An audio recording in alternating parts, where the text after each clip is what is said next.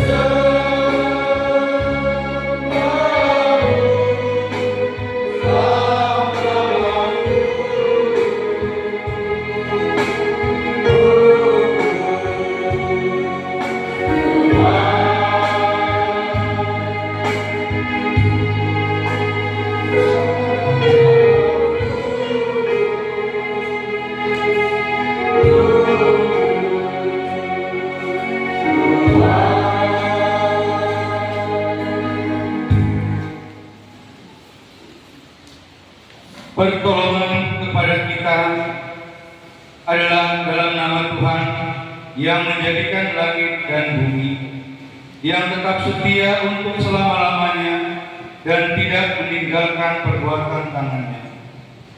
Kasih karunia menyertai kamu dan damai sejahtera dari Allah Bapa kita dan dari Tuhan Yesus Kristus.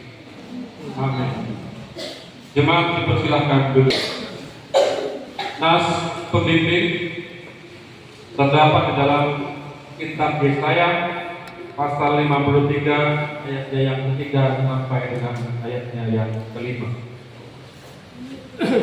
Ia dihina dan dihindari orang, seorang yang penuh kesengsaraan dan yang biasa menderita sakit.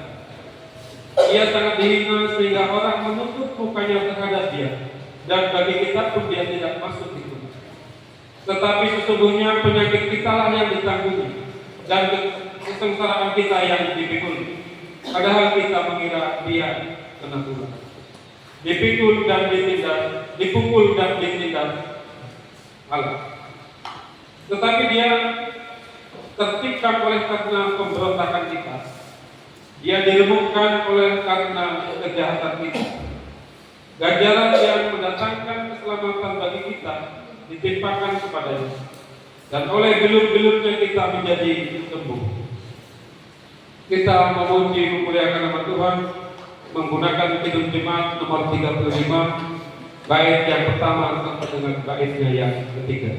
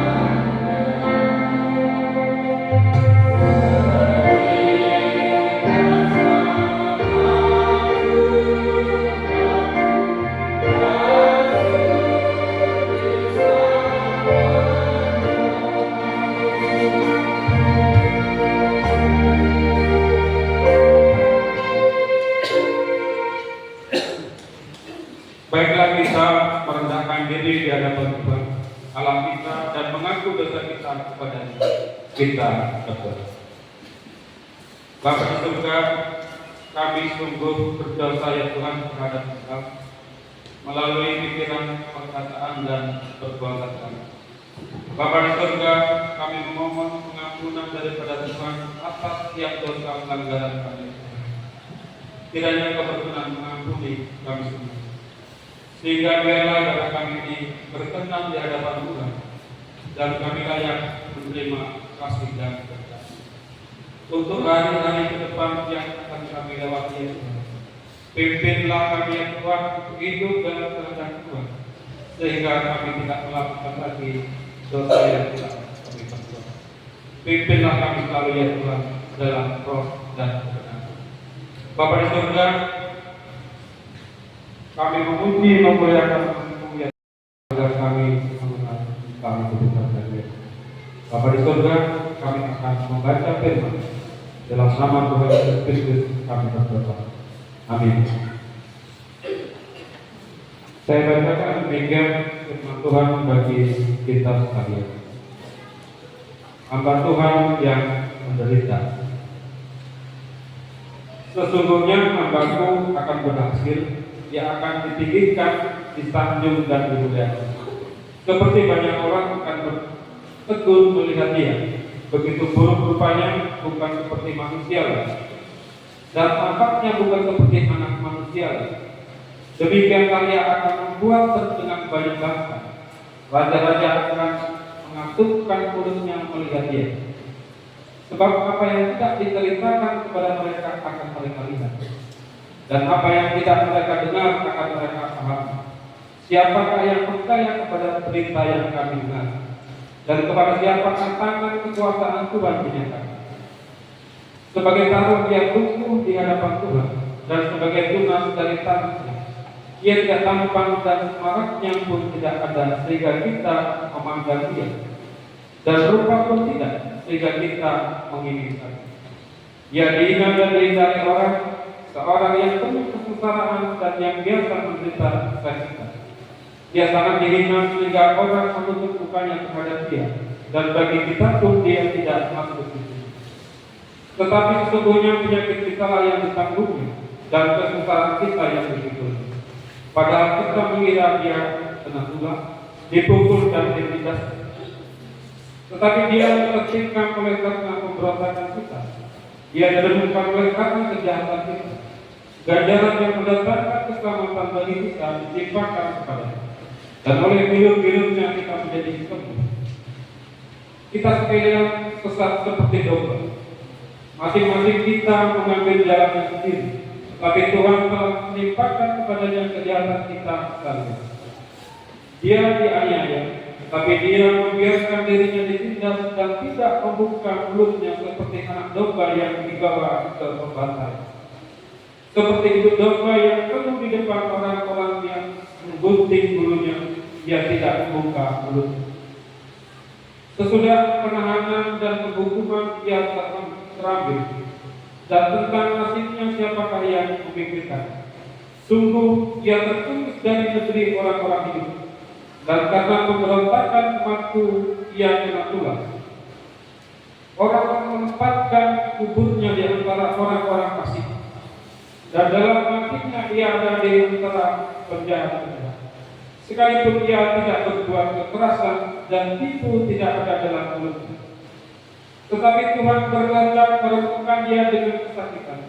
Apabila ia menyerahkan dirinya sebagai korban penebusan salah, ia akan melihat keturunannya, umurnya akan lanjut, dan kehendak Tuhan akan terlaksana olehnya. Sesudah kesusahan jiwanya, ia akan melihat terang dan menjadi kuasa.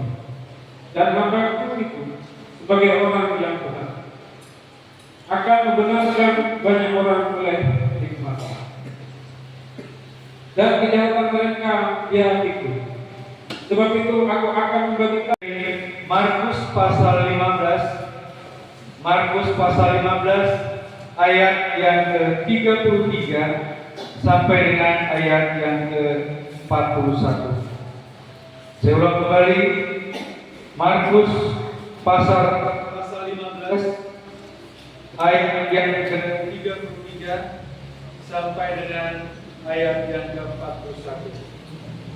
Marilah kita membaca firman Tuhan ini secara bergantian. Saya akan membaca ayat ganjil. Bapak Ibu serta saudara-saudari yang dikasihi Tuhan akan membaca ayat yang genap, dan ayat yang ke-41 nanti kita akan membacanya bersama-sama.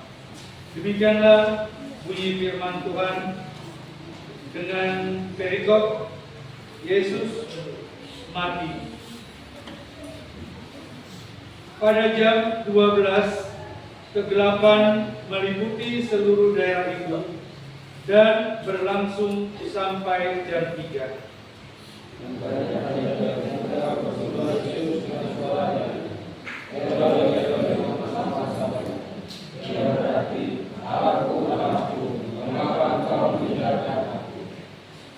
Mendengar itu, beberapa orang yang berdiri di situ berkata, "Lihat, ia memanggil Elia."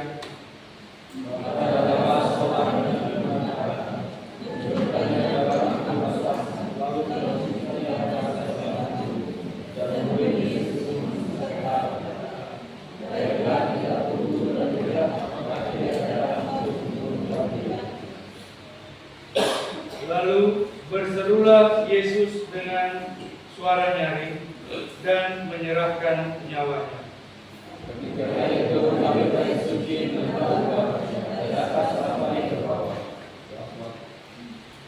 Waktu kepala pasukan yang berdiri berhadapan dengan dia melihat matinya demikian, berkatalah ia, "Sungguh orang ini adalah anak Allah."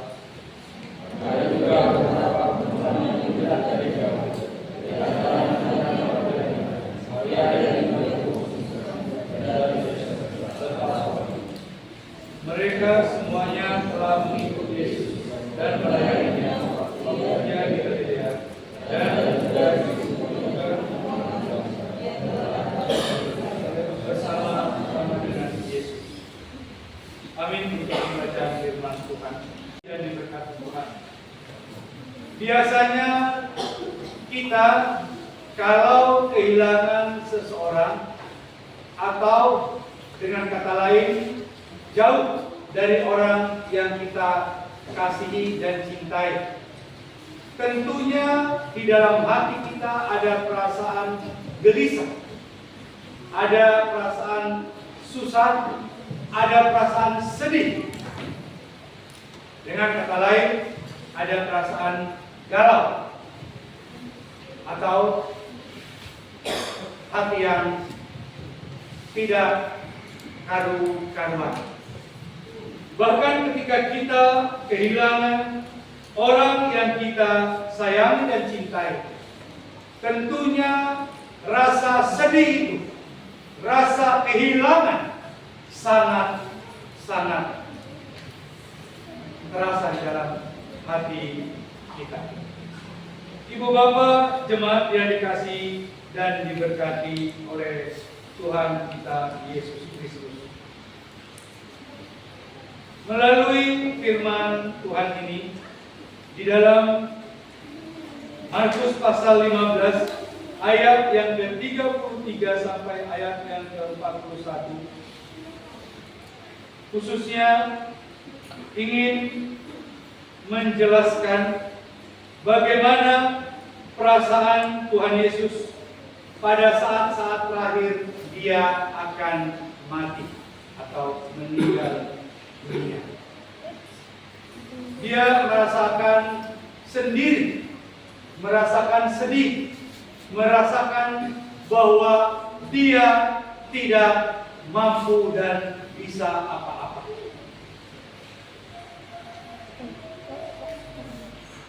Perkataan Tuhan Yesus di dalam ayat yang ke-34 inilah yang menjadi perenungan kita di hari yang kita rayakan, yaitu Jumat Agung ini.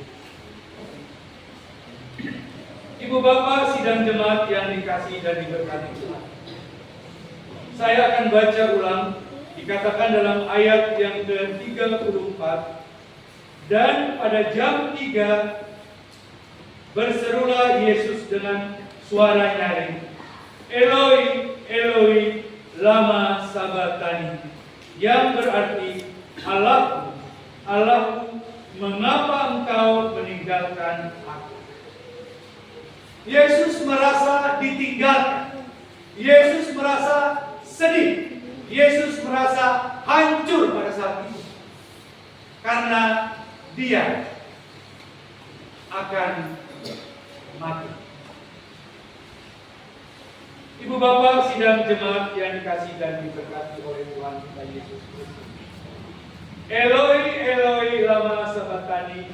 Ini adalah bahasa asli Alkitab dalam bahasa Ibrani, yaitu Allahku, Allahku, mengapa engkau meninggalkan aku.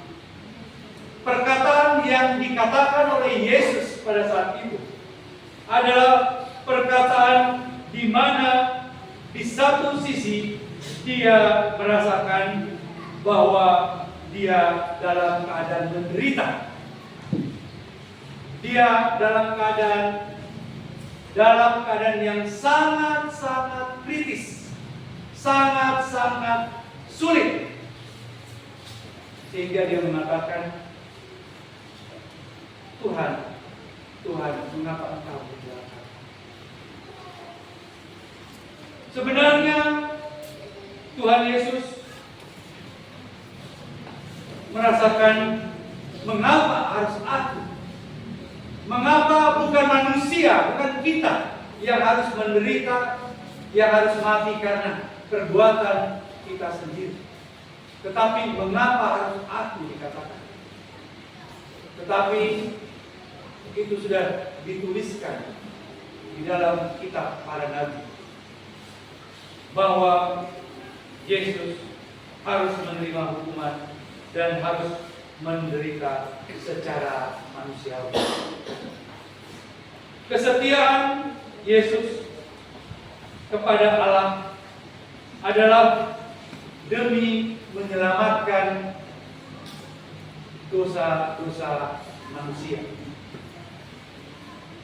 Penderitaan yang dialami oleh Tuhan Yesus adalah bukti cinta dan kasih sayangnya kepada kita semua. Ibu bapak sidang jemaat yang dikasihi dan diberkati Tuhan. Sebenarnya ada rasa dilema, ada perasaan yang ada di dalam hati Tuhan Yesus. Mengapa seperti ini? Mengapa aku ditinggalkan? Mengapa aku dibiarkan seperti ini? Inilah dilema yang dialami oleh Tuhan Yesus. Tetapi dia setia, tetapi dia mengikut Tuhan Allah. Dia mengikuti apa yang diperintahkan kepadanya, dan dia harus menerima kematian di puncak Kalvari yang kita sering dengar, yaitu di Bukit Golgota. Ibu bapak sidang jemaat yang dikasihi dan diberkati oleh Tuhan kita Yesus Kristus. Melalui firman Tuhan ini kita diajak untuk merasakan penderitaan Tuhan, ikut merasakan apa yang dialami oleh Tuhan Yesus, ikut merasakan bagaimana penderitaan dan kesusahan hati Tuhan Yesus pada saat itu, sehingga dia mengutarakan kata-kata yang mengandung arti sangat dalam. Eloi, Eloi, lama sabachthani. Allahku, Allahku, mengapa engkau meninggalkan?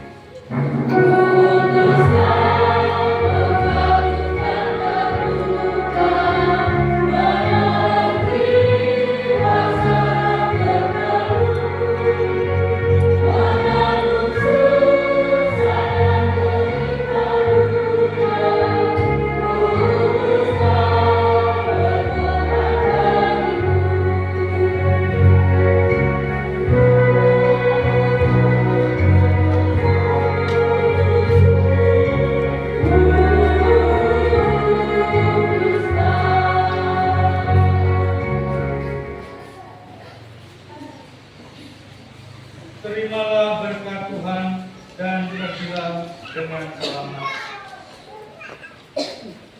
Tuhan memberkati engkau dan melindungi engkau. Tuhan menyinari engkau dengan wajah-Nya dan memberi engkau kasih karunia. Tuhan menghadapkan wajah-Nya kepadamu dan memberi engkau damai sejahtera.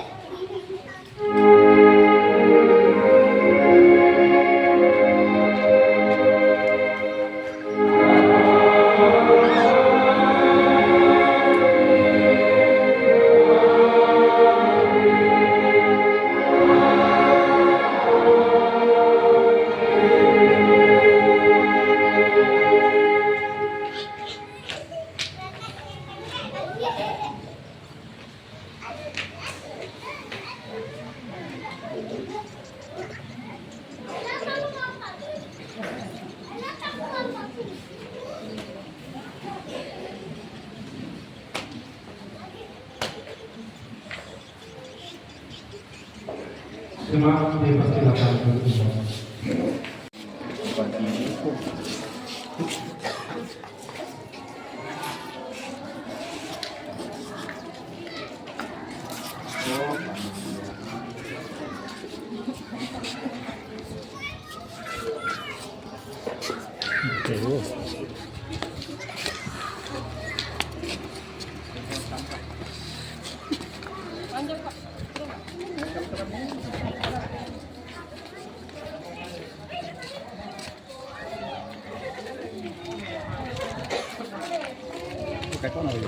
Iya, ketok kabeh.